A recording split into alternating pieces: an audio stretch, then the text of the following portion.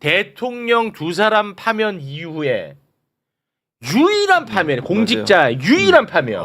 그렇게 어려워. 그러니까요. 그렇기 때문에 역사적 장면입니다. 짧게 영상을 준비했는데요. 같이 보시죠. 피청구인이 이와 같이 국회에 경력을 투입하여 국회 출입문을 봉쇄하고 국회의원들의 국회 출입을 차단하여 국회의 권한 행사를 방해한 행위는 국회의원의 심의 표결권 등 헌법상 권한을 침해한 것입니다. 피청구인의 행위는 위헌 위법한 이 사건 계엄에 따라 선관위에 진입한 군을 지원하여 선관위의 직무 수행과 권한 행사를 방해함으로써 선관위의 독립성을 침해한 것입니다. 이에 재판관 전원의 일치된 의견으로 주문을 선고합니다. 탄핵 사건이므로 선고 시각을 확인하겠습니다. 지금 시각은 오후 2시 13분입니다.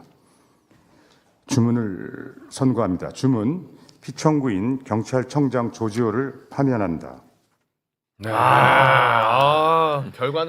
결과는 아주 만족스럽습니다. 반갑고. 네. 근데 1년. 그래서 1년 동안에 그 1억이 넘는 연봉은 계속 받았지. 다 받아간 것으로. 네. 정지돼 있어도 돈은 나와요. 네. 그러니까 제가 소소하게 하나만 좀 여쭤보고 이제 좀 깊이 있는 말씀을 좀 듣고 싶은데 이 파면에 해당하는 행위는 1년 전에 있었던 행위잖아요. 근데 그걸 이제 1년간 살펴본 건데 그럼 그 1년 동안에 받았던 연봉은 토해내야 되는 거 아닙니까? 그건 안 되나요? 근데 이제 그 선고의 효력이 소급표가 없기 때문에 그렇습니까? 그게 파면에 이를 정도로 헌법과 법률 위반했는지 그러니까 그 1년 동안에는 불확정이었던 거죠. 자, 이번 헌재의 네. 결정 혹시 뭐 주목하는 부분이 있으면 좀 짚어주시면 좋을 것 같습니다. 중요한 게 많이 나왔어요. 아. 그러니까 사실은 국회에서 조지호뿐만이 아니라 뭐 내란과 관련해서 한덕수 뭐 등등을 저희가 탄핵 소추했잖아요. 네. 그런데 조지호만 왜 이렇게 파면의 결론이 나왔냐 하면 수사 기록을 헌재에다가 그러니까 사실관계를 조사한 내용이 헌재에 가야 되는 거예요. 네. 그러니까 헌법재판소는 그 사실관계에 대한 그 부분이 어느 정도로 그 증거로 확보가 돼야지 파면 결정을 할 수 있는 겁니다. 네. 근데 조지호 경찰청장 같은 경우에는 검찰과 검찰과 경찰에서 수사를 했단 말이죠. 그러니까 그 내용이 헌재에 확보가 됐던 거죠. 증거가. 그러니까 윤석열도 마찬가지고요. 그런데 그 다른 한덕수라든가 뭐 이런 사람들은 그 헌재에서 그게 파면 그 기각이 난 이유가 그 파면이 아니어서 기각이 난 것이 기각된 것이 아니라 그런 증거 자료를 현재가 확보를 못했다. 그러니까 탄핵 그 제도에 결정적인 한계가 있었던 것이고요. 그러네. 조지호 경찰청장의 이번에 파면 선고 중에서 우리가 박성재랑 비교해봤을 때 조지호 경찰청장은 위법성 인식이 없다고 본인도 주장했어요. 네. 그러니까 윤석열 대통령이라는 권력자가 그 지휘권자가 계엄을 선포했으니까 그게 적법한지 위법한지 나는 모르고 그게 맞는 줄 알고 따랐다. 이렇게 계속 주장했습니다. 헌법재판소에서. 네. 그런데 그 헌법재판에서 굉장히 유의미하게 시민들도 알았다. 그것이 불법인지를. 그럼에도 불구하고 이 위헌 위법한 계엄 선포에 따랐던 것, 국회를 봉쇄하고 선관위에 경찰 병력을 보내고 하는 것들은 그렇죠. 위헌 위법하다. 파면해야 된다. 이렇게 결정한 거거든요. 그러면 지금 중앙지법의 영장전담 법관들 박성재 기각하고 위법성 없다 뭐 이러면서 추경호마저도 기각했잖아요. 네. 헌법재판소와 법원의 결론이 다른 겁니다. 그렇지. 이 사건을 내란 사건을 보는 관점이 완전히 다른 거죠. 맞아요. 네. 헌법재판소가 맞습니다. 그렇습니다.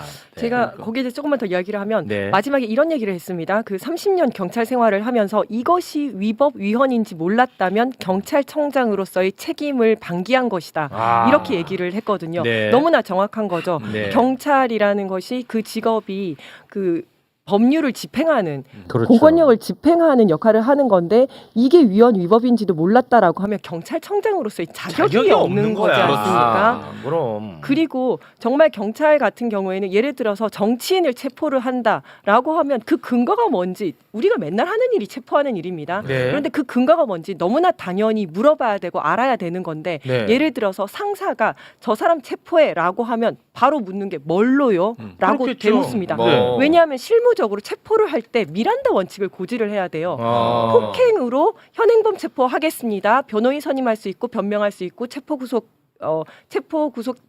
뭐죠 그 심사 할 수 있다. 신문 예. 할 수 있다라는 것을 고지를 해야 됩니다. 네. 그래서 폭행으로 현행범 체포한다라는 무엇으로 한다라는 걸 얘기를 해야 되는데 정치인들 끌어내라, 정치인들 체포해라라고 하면 당연히 뭘로 체포를 그렇죠. 해라는 것이 질문이 바로 나와야 되는 거거든요. 네. 그리고 더구나 미리 가서 안가회동 때 다 이야기를 듣고 김봉식 서울청장이랑 그 조지호 청장이랑 둘이서 나와서 한 얘기가 미친 거 아니야? 우리 시험하려고 그러는 거 아니야? 지금 이거 훈련 상황 아니야? 이런 얘기를 했다는 거 아닙니까? 그렇죠, 그렇죠. 그럼 본인들도 이게 잘못됐다라는 것을 인식을 하고 있었다는 거죠. 그렇지. 그리고 많은 국민들이 12월 3일 내란의 밤에 다들 당황하고 흥분하고 분노해가지고 국회로 달려간 것처럼 경찰관들도 놀라기는 마찬가지였습니다. 제가 이제 경찰 대학을 나왔는데요. 그러면 제 동기들이 다 경찰관이에요. 네. 그리고 그 경찰관 동기들이 있는 톡방이 있습니다. 오. 그 톡방이 그날 밤에 난리가 났었어요. 아 거기 현직 경찰도 있는 톡방이에요? 다 대부분이 다 현직 오. 경찰관들이고 그 중에서 저처럼 전직 경찰관이 한 15명 정도밖에 되지 네네. 않습니다. 거기 안에서 야 이거 도대체 뭐 하는 짓이냐 미친 거 아니냐 손이 부들부들 떨린다. 이거요? 왜냐면 그 이걸 밤에 갖고 왔어. 네, 그 밤에 전부 다 이제 출동 지시가 떨어진 거예요. 출근하라고 지시가 떨어진 거예요. 진짜 보내주신 거 보니까 한 분은 전직 경찰로서 호소합니다. 국회에서 국민을 막지 말고 진정한 국민의 뜻을 받들어 국회 계엄 해제 의결을 도와야 합니다.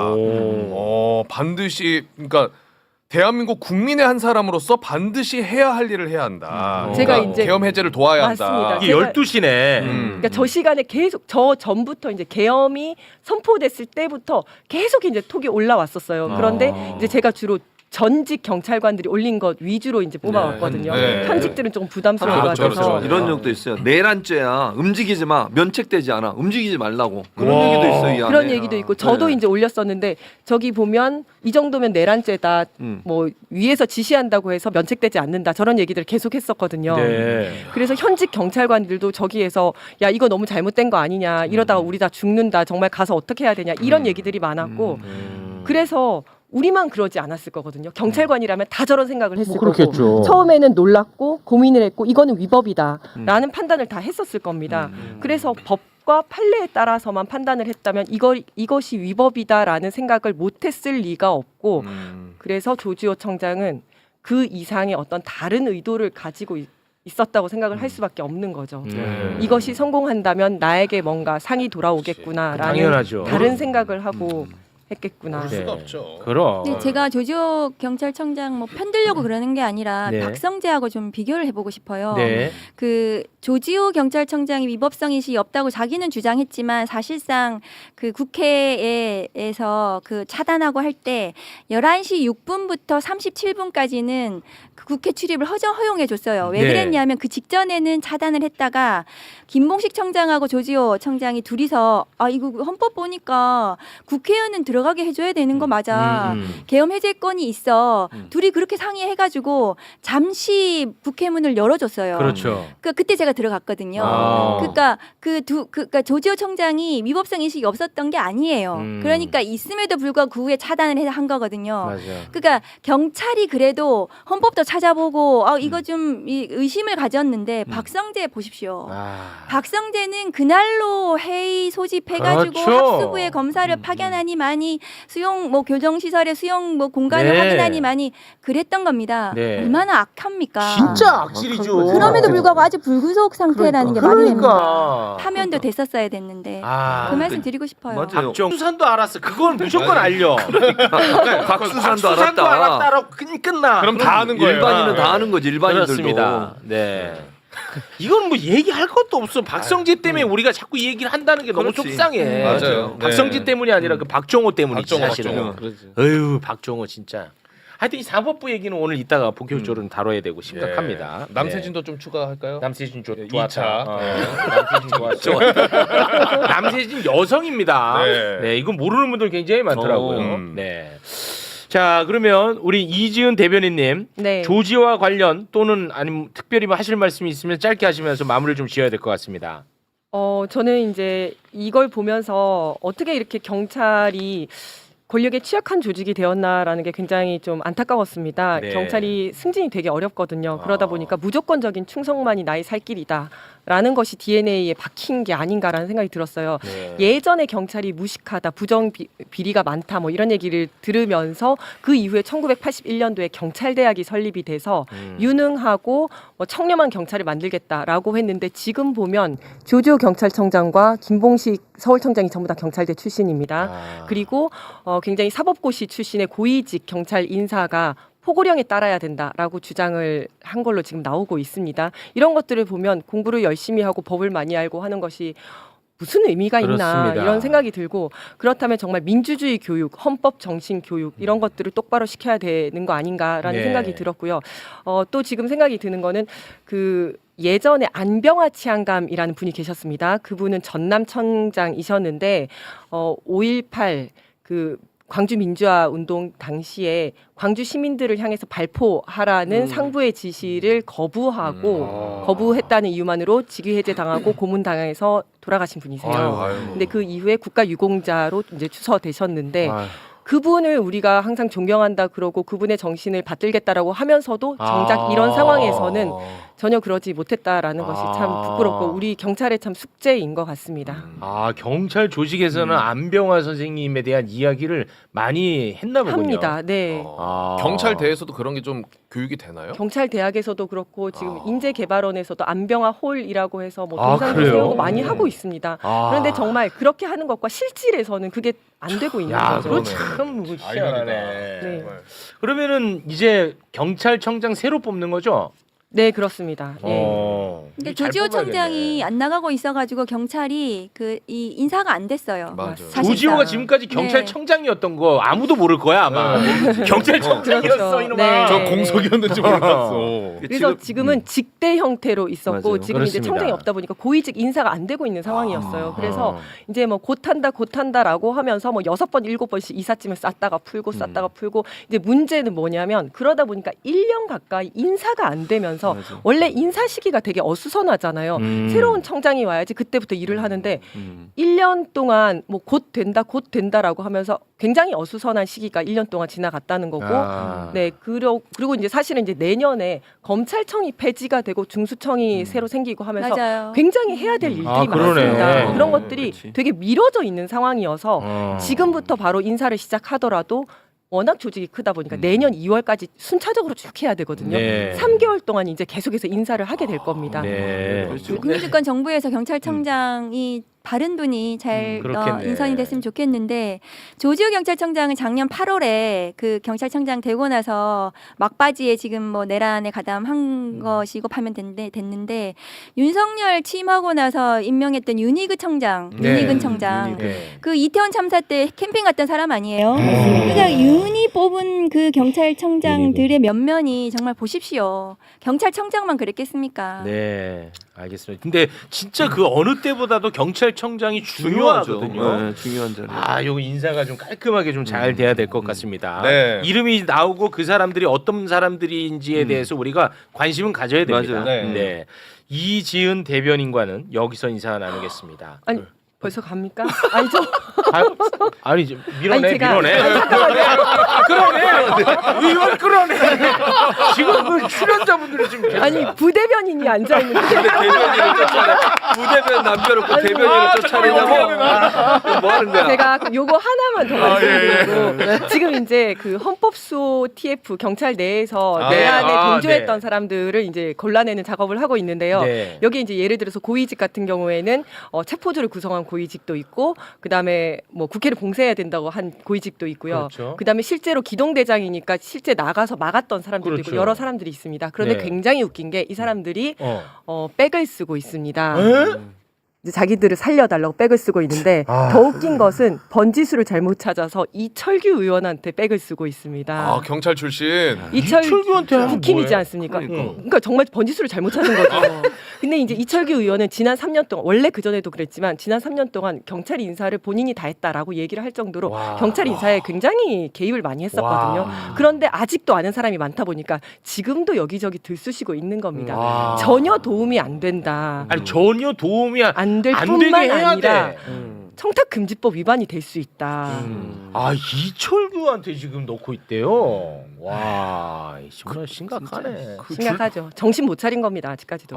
이 와중에 줄 쓴다는 생각을 한다는 게 하는 그죠? 것 자체가 아, 야. 그러니까 우리는 이제 경찰 조직에서 생활해 본 적이 없기 때문에 그 진급에 대한 그 열망이 얼마나 대단한지를 몰라 우리는 네, 그렇죠. 체감을 못 하는데 네. 그게 정말 인생의 전부죠. 맞습니다. 그래서 정말 예전에는 승진을 하려고 청장이 무슨 얘기를 하는지 듣기 위해서 청장 밑에다가 녹취록을 이렇게 갖다 놓아가지고 아 도청까지. 네, 뭐 그런 도청도 하고 그런 적도 있었습니다. 예.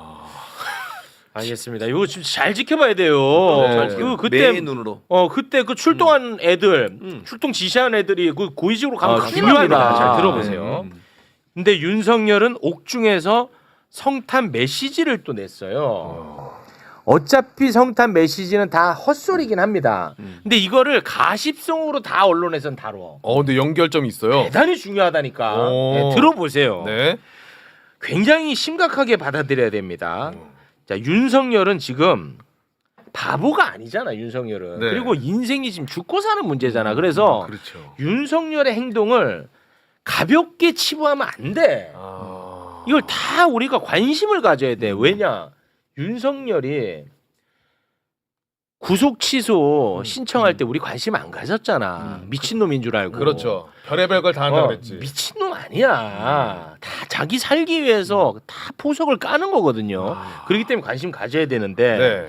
윤석열은 지금 조희대, 지기현을 매우 믿고 있는 것 같아. 믿고 있습니다. 그래서 최근에 재판부에서도 얘기했잖아. 지기현 거 보고 내 거 해라. 그래. 백대현 판사가 16일에 선고한다고 하니까 깜짝 놀라가지고 맞아. 지기현 거 보고해라라고 난리 쳤잖아. 맞아요. 지기현을 믿는 거야. 조희대를 믿고. 네. 그리고 또 여론 형성을 조성하기 위해서 청년들을 믿고 있어요. 윤어게인. 굉장히 믿고 있습니다. 청년. 그리고 또 믿는 거. 아스팔트의 대장이 누구야? 전광훈이잖아. 그렇죠. 개신교 전광훈을 또 믿고 있습니다. 그런 것을 머리에 염두에 둔 다음에 성탄 메시지를 보면 전혀 달리 전광훈이다. 그리고 윤어게인. 청년. 이거를 지금 선동을 쫙 깔아 놓는 거야. 그리고 조희대 믿고 있고 지기현 믿고 있는 거야. 그렇죠. 근데 우리가 얘네들이 믿고 있는 걸 사전에 다 차단을 해야 될 거 아니야. 네. 그렇지 않습니까? 그렇죠. 그런데 하필이면 윤석열이가 기대하는 것들이 차단이 안 되고 있어 지금. 최근에 보십시오. 전광훈. 검사님 또 나와 계시네. 검찰에 의해서 구속이 반려됐어요. 영장 그 반려라고 하는데 기각이죠. 예, 기각. 검찰이. 예, 검찰이. 검찰선에서 와. 전광훈을 또 막아줬단 김성훈 말이야. 기각하듯이 또 그렇게 한 겁니다. 그렇습니다. 그러니까 윤석열이가 기대하는 걸 잘라내야 되는데 이상하게 윤석열이가 기대하는 것마다 다 살아나고 있다고. 검찰에 의해서 전광훈 살아났죠. 네. 그리고 내란 세력들이 지기현을 다 좋아해. 이상민 장관. 네. 얼마 전에 이진관 판사 앞에서는 선서를 안 했습니다. 증인 선서를. 맞아요. 그렇죠. 네. 그러면서 기싸움이 들어갔습니다. 근데 어제 지기현 재판에 또 증인으로 나왔거든. 이때는 선서를 했어요 어제는? 네, 그러니까 이런 걸 중요하게 봐야 된단 말이야. 와. 자, 한번 비교해서 보도록 하겠습니다. 선서 고분이 없습니다. 형사재판에서는. 그래서 모든 분들은 선서를 하셔야 됩니다. 형사소 160조에 의하면은 정당한 사유가 있을 경우에는 선서를 거부할 수 있는 취지로 해석이 되기 때문에 저는 선서하지 않겠습니다. 제가 재판하면서 형사재판에서 선서 거부하는 건 처음 봤습니다. 오늘 선서하고 증언하실 거죠? 네. 예, 그럼 잠깐 오른손 드시고 선서 부탁드리겠습니다. 양심에 따라 숨김과 보탬이 없이 증인 이상입니다. 예, 감사합니다. 와 대박이네. 내란 세력들이 기대는 그 세력이 다 살아 있어요. 와. 그리고 그런 것들에 대해서 기대를 계속 하고 있어요. 네. 난 이런 게 너무 무서운 거야 지금. 그래서 무슨 뭐 예수님 뭐 이런 거에 뭐 명예훼손 이런 얘기도 중요하죠. 근데 나는 그것보다 이런 부분에 대해서 빨리 차단을 해야 된다는 거야. 이 속내를 읽고. 그렇습니다. 네. 지기현이 어제 또 재판하는 모습 보니까 정말 심각합니다. 김용현 측 변호인단을 향해서 네. 꼼짝을 못 합니다. 아직도. 예. 그 장면도 잠깐 좀 준비를 했거든요. 네. 함께 보겠습니다. 이런 신문사항이 유도신문에 해당하지 않는다면 재판부께서는 어떤 유도신문에 관한 어떤 기준을 갖고 판단을 하시는 건지에 대해서 아니 제가 또 뭐 변호사님들 말씀에 뭐 토를 대는 건 아니고 이 부분은 공소장 기재에 있는 부분을 물어본 겁니다. 공소장 내용도 확인하지 않은 상태에서 그냥 공소장이 당시에 오늘은 왜 또 조용하시나 했다. 공소장 서검사가 얼마나 무식한 소리 했냐면요. 알겠습니다. 아유 또 이 변호사님 또 검사가 무식하다라는 표현은 분명히 잘못된 표현이라서 생각합니다. 거기에 대해 사과 요구합니다. 먼저 형사 이건 절차에 대한 기본적 사과하시는 이해가 게 없다고 맞죠? 먼저 얘기를 했지 않습니까? 그런 게 같은 표현이라고 생각하지 않습니다. 저는 분명하게 이하선 변호사님께 사과를 요구하니까 문제가 없다고 보십니까, 재판장님? 우선은 문제가 심각한데요. 근데 이렇게 해야 그게 되는 게 제가 또 감히 존경하는 변호사님들 말씀에 토를 다는 것 같아서 좀 죄송하긴 한데 판사가 뭐 하는 거지? 천대엽 등 국회에 나와갖고 내란이라고 말을 못해요. 하지만 민주당이 절차에 의해서 내란 전담 재판부 설치를 하려고 하면 그거는 위헌이라고 주장. 너무 분명한 단어를 씁니다. 네. 자, 그래서 국회에서는 위헌 시비를 완전히 제거시킨 내란 전담 재판부 설치법을 이제 본회의 통과시키려고 하고 있지 않습니까? 그렇죠. 그런데 천대엽이가 이마저도 위헌이라고 또 얘기를 했어. 그 지금 완전 다 제거시켜갖고 네. 민주당 지지자들로부터도 욕먹고 있는 그 수정 법안 있지. 네. 그것도 위헌이라고 아주 명확하게 또 얘기를 합니다. 네. 함께 보겠습니다. 내란 재판부 수정안이라고 하는 것이 이제 저희들이 간과할 수 없는 여러 가지 문제점이 있다고 보았습니다. 수정안에 따르면은 1차로 이제 일부 판사들이 이제 그 판사를 지정하고 2차로 최종적으로 대법원장이 지정하도록 되어 있는데 이건 이제 역사를 거꾸로 가서 이제 대법원장이 이제 그 재판할 판사를 정한다는 것이기 때문에 우리 사법 역사에 비추어서 후퇴라고 볼 수밖에 없습니다. 사무분담이라든지 사건 배당은 사법행정의 핵심이라고 되어 있습니다. 이것이 이제 입법부에서 대체해버리는 셈이 되니까 이 부분에 대한 위헌 논란도 여전히 수반될 수밖에 없다는 점을 말씀드리고 지난번에 전법대 결의에서도 내란 재판부법에 대해서는 그것이 이제 위헌 소지가 있다 그리고 우려가 크다라는 말씀을 하지 않았습니까? 저봐 위헌 계속 저렇게 얘기합니다. 스트레스가 확 올라오네. 진짜 스트레스 많이 받죠. 네. 그러니까 지금 국회에서 통과시키는 것은 그 무조건 위헌이야. 그러면서 자기들이 방법을 제시합니다. 네. 좋은 방법이 있다면서. 네. 그래서 대법원이 대법관 회의를 열어요. 그래서 긴급 안건을 통과시켰는데 그게 뭐냐? 국가적 중요 사건 전담 재판부 설치에 관한 예규를 만들었어 자기들끼리. 그래서 그걸 통과시켰어. 그러니까 언론에서 야 그래 이제 국회에서 하지 마라. 이 사람들이 나서서 하지 않느냐라고 한단 말이야. 네. 그래서 봤지 내용을. 예규 내용을 어떻게 하겠다는 건지 한번 좀 네. 보겠습니다. 일단은 비교를 좀 해드릴게요. 네. 현행은 1심 선고가 끝나면 이제 내란 사건이 서울 고법에 올라올 거 아닙니까? 네. 그럼 지금 이대로 하면은 그냥 무작위 방식으로 배당을 할 거예요. 현행으로. 근데 그렇죠. 이제 대법이 나섰잖아. 네. 그 예규가 이겁니다. 1심 선고가 끝난 내란 사건이 서울 고법에 올라오면 무작위 방식으로 배당한다. 이 재판부를 전담 재판부로 뭐야? 부른다. 뭐가 다른데? 똑같은 거에다가 거야. 전담 재판부라고 부르겠다만 추가한 거야? 그것만 추가한 거야. 새로 나는 뭘 만든 줄 알았는데 그게 아니고 똑같아 내용이. 똑같아요. 와. 내용이 지금 하는 거랑 그냥 내란 전담 재판부 이름을 붙이는 거랑 그것만 달라지는 겁니다. 그러면은 그러면서 조금 이제 뭐 판사들 추가하겠다라는 얘기는 하지. 야, 이거 말장난이었는데. 어떻게 보십니까 전문가분들은? 와. 그러니까 법사위에서 내란 전담 재판부법을 통과시킬 때 그때 굉장히 많은 고민을 하고 논의 속에서 통과를 시켰습니다. 그런데 그 위헌 논란을 만들었죠. 그래서 지금 그 대법원에서 계속해서 어떻게 만들어도 다 위헌이라고 맞습니다. 할 수밖에 없는 거예요. 그래서 그러네. 끝이 안 나는 거예요. 끝이 안 이 나. 위헌 시비 자체가. 네. 그래서 저희 법사위원들은 그럴 바에는 이 똑같다. 그러니까 1심 선고 이후에 고법 항소심에서부터 하게 되는데 항소심 가서 이 법에 따라서 할 때 또 위헌이라고 하면서 재판이 정지되니 많이 뭐 수계를 풀어주니 많이 또 그럴 거라면 이 법을 하지 말고 차라리 진짜로 법원 개혁을 하자. 법외국제, 사법행정처 폐지, 그 다음에 뭐 그 여러 가지 사법 개혁안 재판 소원. 네. 오히려 사법 개혁을 제대로 하고 내란 전담 재판부법은 끝없는 이 위헌 시비 속에서 어떻게 해도 그 문제를 일으킬 수밖에 없기 때문에 법사위원들은 사실은 지금 그런 입장이에요. 지금 김용민 의원님도 그렇게 얘기를 하시고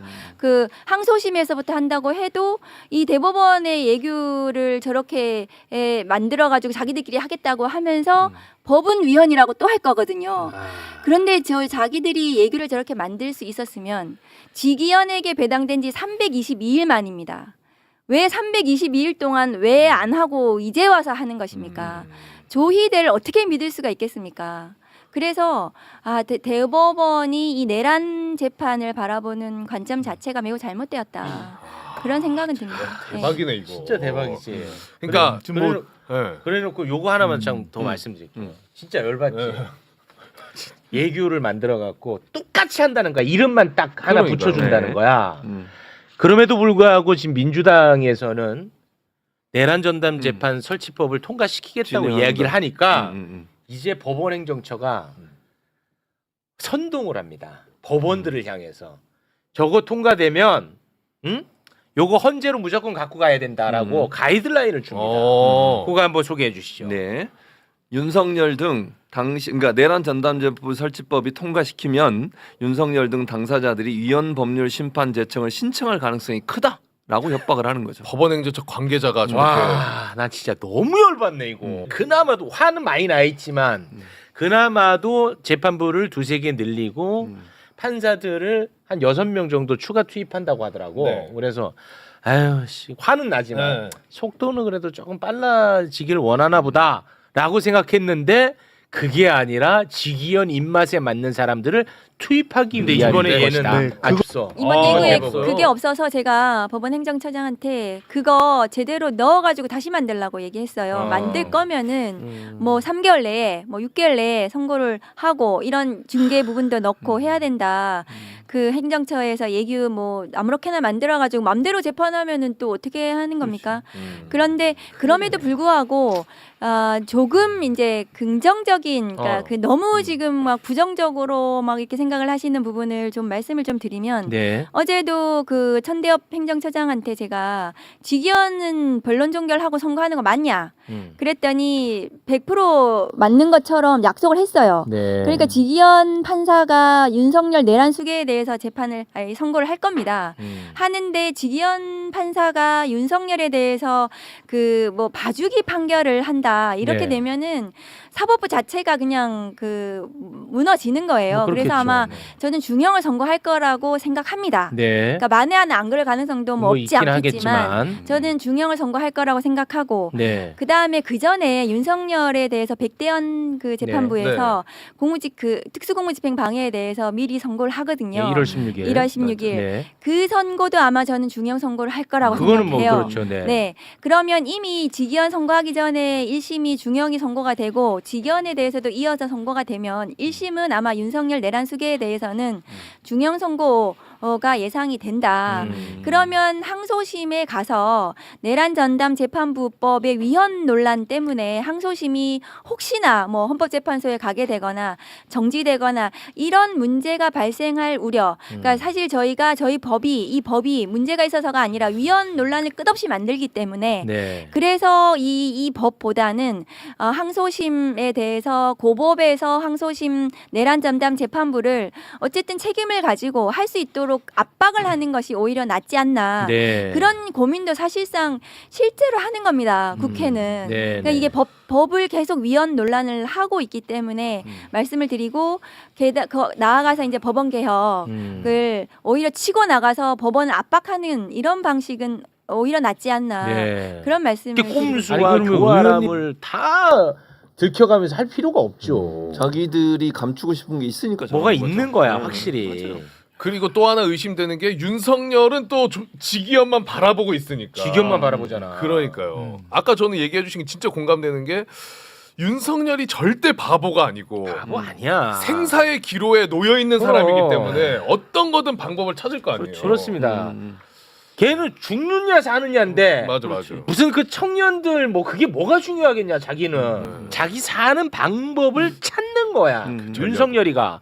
그래서 뭐 아유 윤석열이가 또 이렇게 헛소리했어요 이렇게 가면 안 된다니까. 그러니까요. 다 그렇게 그냥 연관돼. 가십성으로 소비를 하더라고 그 성탄절 메시지도. 그렇지 않거든 윤석열. 죽고 사는 문제입니다. 본인한테. 얘는 악마예요 악마. 그 요 사법부 어떻게 해야 돼요? 이제 그거는 나한테는 묻지 마. 어떻게? 그래서 이제 그러면 다시 이제 결론만 딱 짓겠습니다. 우리 박은정 의원님 생각은 그러면 내란 전담 재판 설치법 본회의 통과를 앞두고 있는데 그거보다는 법 왜곡죄 등 사법부 개혁 법안을 먼저 통과시키는 게 더 우선시돼야 된다라는 거죠. 그러니까 내란 전담 재판부법을 1심 선고 이후에 좀 지켜볼 필요가 있겠다. 그러니까 지금 법사위원들은 마음에 안 들어요, 사실은. 그 수정하게. 저희들이 다 통과 시켜놨잖아요. 아. 그런데 이거를 수정을 해가지고 그 급하게 하기보다는 1심 선고, 뭐 곧 이제 선고 나니까 결과를 보고 그 전에 이제 더 압박해서 법원 개혁과 관련해서 더 세차게 압박을 할 필요가 있지 않나. 그것이 더 선명하지 않나. 이제 그런 고민도 해보는 거예요. 알겠습니다. 사실 이제 여론적으로 좀 밀리고 있는 건 사실이거든요. 이 위헌 시비 때문에 마치 위헌인 것처럼 그렇지. 그렇게 계속해서 법사위원들만 지금 고립되어 있는 상황이에요, 사실은. 네, 맞아. 그래서 법사위원들은 이상한 사람들인 것처럼 지금 소비되고 있어요. 네, 그래서 그렇다면은 우선은 법원 개혁을 원래 처음에 하기로 했던 법원 개혁으로 가는 것이 오히려 낫지 않나. 알겠습니다. 1심 선고 얼마 안 남았기 때문에 그런 또 고민도 해보고 있습니다. 알겠습니다. 네. 그렇게까지 이제 정리가 됐고요. 네.